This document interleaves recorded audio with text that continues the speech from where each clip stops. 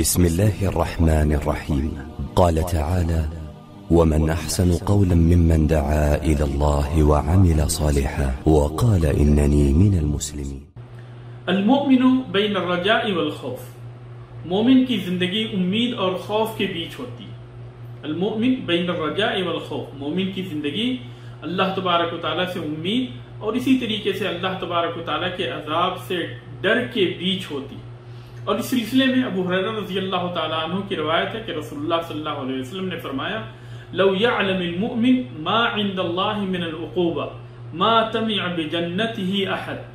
کہ اگر مومن کو یہ پتہ چل جائے، مومن بندے کو یہ پتہ چل جائے کہ اللہ تبارک و تعالیٰ کے ہاں کس طرح کی سزا ہے، تو اس کے جنت میں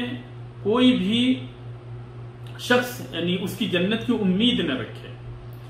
وَلَوْ يَعْلَمُ الْكَافِرُ مَا عِنْدَ اللَّهِ مِنَ الرَّحْمَةِ مَا قَنِطَ مِنْ جَنَّتِهِ أَحَدٍ، اور اگر کافر کو اس بات کا پتہ چل جائے کہ اللہ تبارک و تعالیٰ کے نزدیک کس قدر یعنی رحمت ہے، تو کوئی بھی اس کی جنت سے مایوس نہ ہو۔ تو اس طریقے سے مومن کی زندگی جو ہے اللہ تبارک و تعالیٰ کی رحمت کی امید میں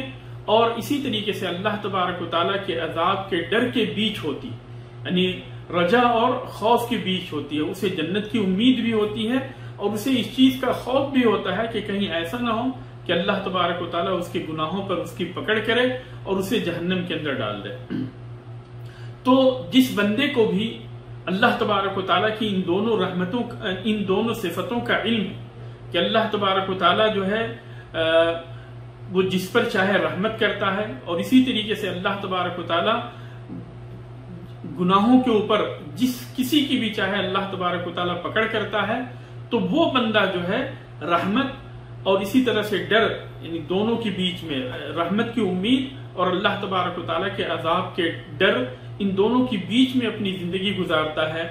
تاکہ کہیں ایسا نہ ہو کہ اس سے غلطی ہو جائے، لیکن ساتھ ہی ساتھ جو ہے وہ اللہ تبارک و تعالیٰ سے جنت کی امید کیے رہتا ہے۔